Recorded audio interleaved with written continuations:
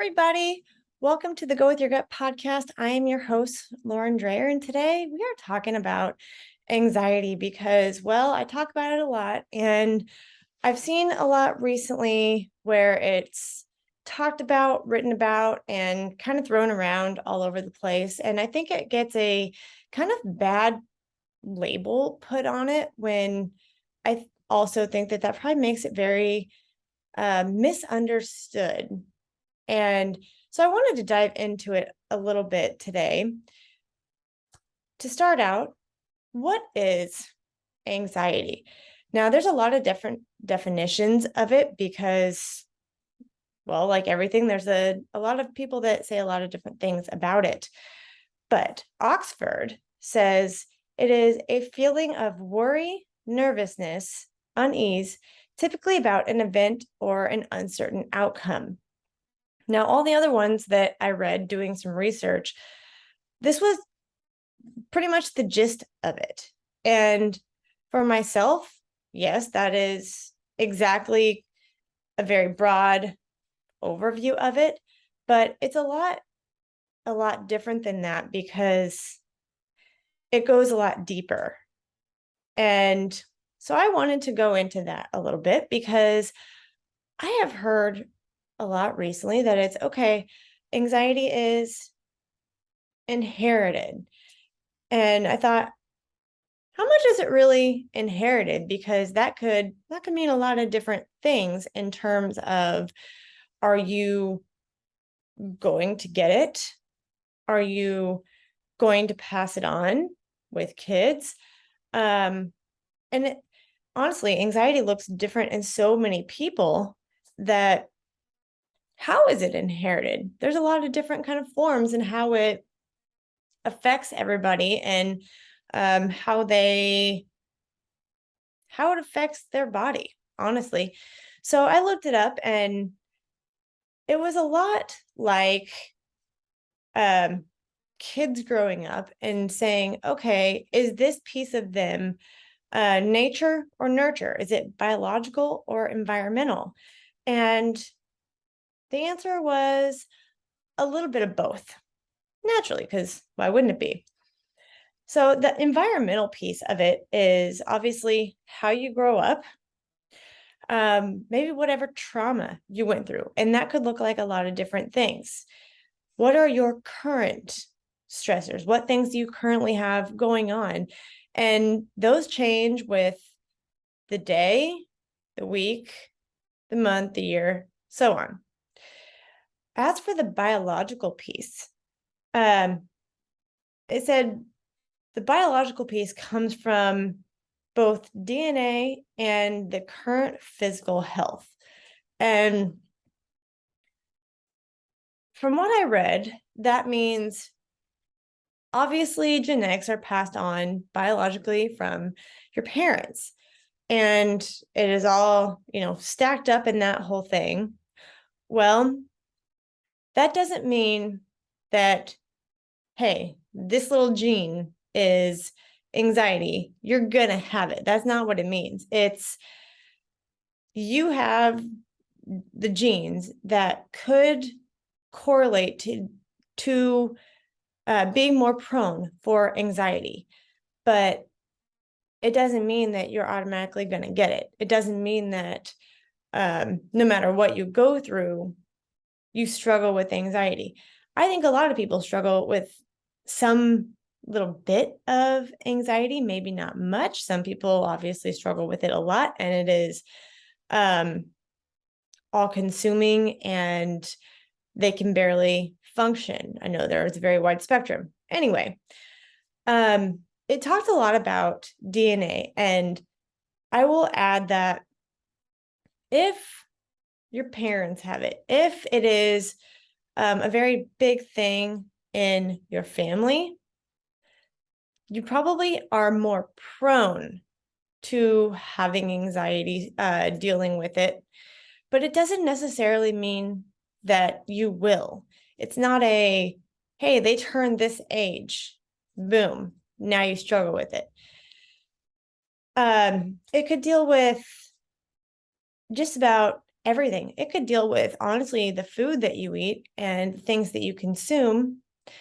And if those things bring it out, maybe medications that you're on for something have a side effect of bringing out the anxiety. Physical changes to your brain. That could go a lot deeper, which I'm not going to do that right now. But it is a biological and an environmental thing. So if your parents have it, if a lot of people in your extended family have it, maybe you are a little bit more prone. But depending on what you go through will determine how it affects you. And honestly, it affects every single person a little bit differently. And there's a very wide spectrum of anxiety and all the ways that it affects people, lots of different types. So with that, I wanted to talk about a little bit from my point of view anyway, being somebody who has decently high anxiety, and it is a more recent thing that I knew that. I didn't used to realize that I had it. I have always been one to worry about things a lot. I didn't want to do things that I didn't know how to do because I didn't know how they would turn out. Obviously, that's probably part of it. I always kind of worried about how things would turn out. So if I'm doing a presentation at work, maybe I'm getting ready to make a call that I don't want to make. Maybe I'm getting ready to just have a conversation that may not be easy. Planning a trip that there's a lot of things that could go wrong. Where are we going to go? What are we going to do? How is this going to go? What if this happens? And anticipating what could go wrong so that I can plan and have everything I need to take care of it if it goes wrong, because I'm kind of one that I would rather be over prepared than have to go improvise and find something. I would rather have it and not need it than need it and not have it, right? So coming from inside of my head, I think anxiety for a lot of people, sometimes we get put a label on us that we're fragile. And maybe some days we are. Maybe we've had a rough day, we're in a rough season of life, whatever that case may be. And maybe we get triggered or tipped off, or however you want to phrase that, a little easier. And it's very possible.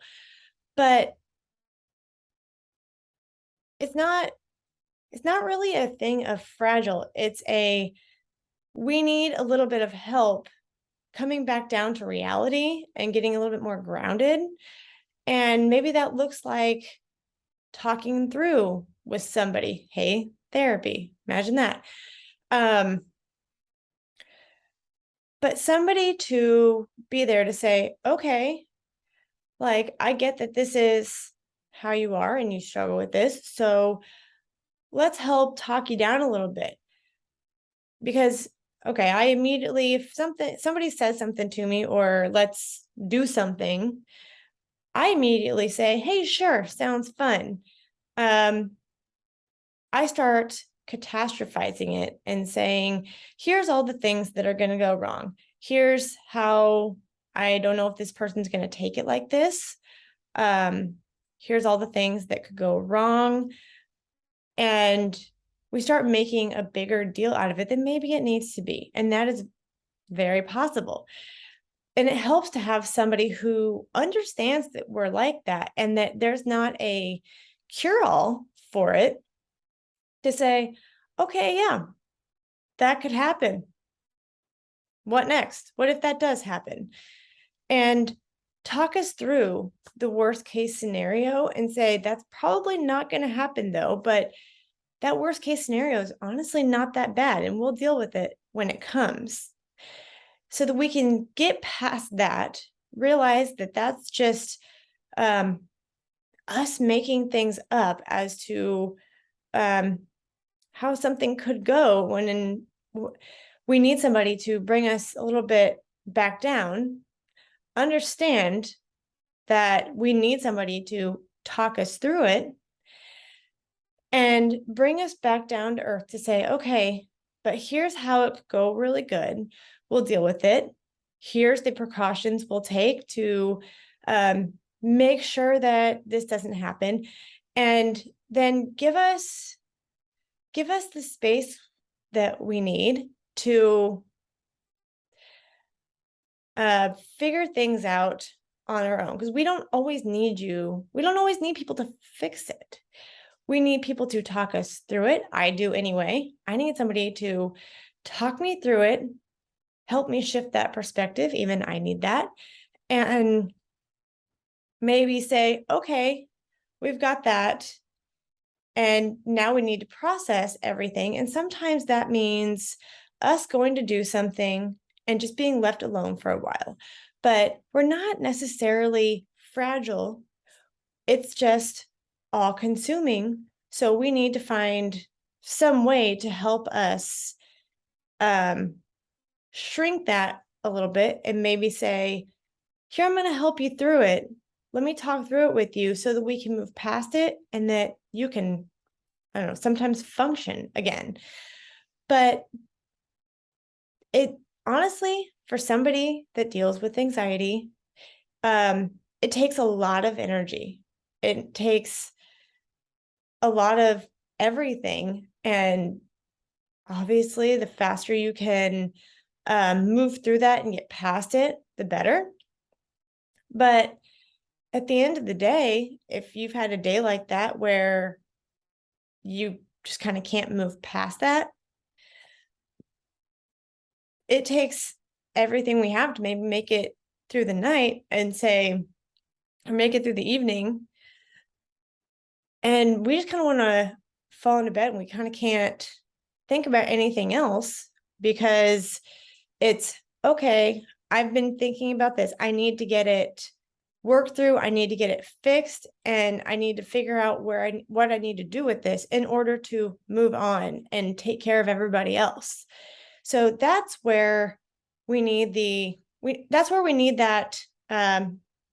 figure out what self-care looks like for us, because sometimes we have to have that if you want us to function good or if you want to function good. And if you don't know what that looks like for you, it looks different for everybody. A lot of people exercise, journal, going for a walk would be part of that. Meditation, that could look like a lot of different things. I don't know, maybe cooking, art, whatever is relaxing for you. And yeah, that could look like a lot of different things, but it looks different for everybody, and everybody copes with it in a different way, but we're not always fragile. So if you live with somebody with anxiety, no matter how high it is, know that maybe we just need a sounding board or a little support, or here, let me take this for you and help you with it, or let me take this off your plate so that you can move past this how you need to, and know how that person gets through it best, whether it just be they need some time alone or whether they need some help talking through it, because you know that that person makes a bigger deal of it than it needs to be, and it's like, okay, so let me help minimize that, talk it down, and help them to make it a more manageable piece so that they can move on, because it's exhausting for everybody. It's exhausting for them and you. But it's not a thing that we need to be treated like we're fragile about. Maybe it's give us time and space, but be patient. with yourself if you have the anxiety, or with that person if you're around somebody who has that anxiety, and give them a little patience and understanding, because it may be hard to be around somebody with it, but it's really hard to be somebody with it too. And I wanted to talk about all this because next week I have I have a guest that I'm really excited, and she specializes in anxiety and maybe how we deal with it in some not so great ways. And we're going to talk about what are some good ways and what she's seen as far as um, how people deal with it. So stay tuned for next week. And as always, if you need some help, if you need to figure something out, don't wait to do it. Go with that gut instinct and figure out what you need to do, and don't dismiss it because you think anxiety makes you weak. It is, in fact, maybe a part of you that you need to figure out and be okay with. And when you can accept that you have it, accept that it's part of you, and figure out how to deal with it good, it's a lot easier to manage and function. So go with your gut and then keep on going.